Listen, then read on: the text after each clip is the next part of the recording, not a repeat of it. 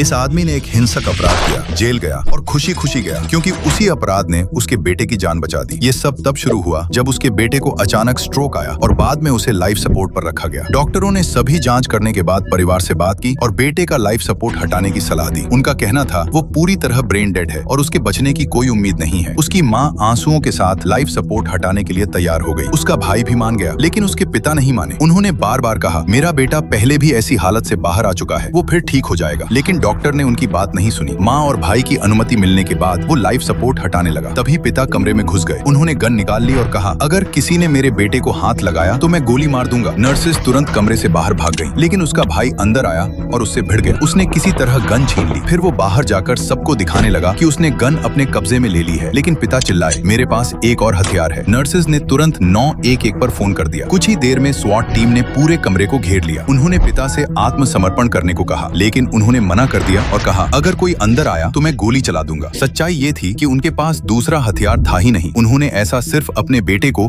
थोड़ा और समय दिलाने के लिए कहा था। 3 घंटे तक ये टकराव चलता रहा। पिता अपने बेटे का हाथ पकड़े वहीं बैठे रहे। फिर अचानक बेटे ने उनके हाथ को दबाया। पिता हैरान रह गए। उन्हें यकीन नहीं हुआ कि ये सच में हुआ है या नहीं। उन्होंने कहा, अगर तुम मुझे सुन सकते हो तो मेरा हाथ फिर से दबाओ। और उसके बेटे ने फिर से उनका हाथ दबा दिया। अब ये साबित हो चुका था कि वो जिंदा था और उसे सब कुछ महसूस हो रहा था। तभी पिता कमरे से बाहर आए और आत्मसमर्पण कर दिया, क्योंकि अब उन्हें पता था कि उनका बेटा सुरक्षित रहेगा। उन्होंने 11 महीने जेल में बिताए और रिहा होने के बाद आखिरकार वो फिर से अपने बेटे के साथ रह सके।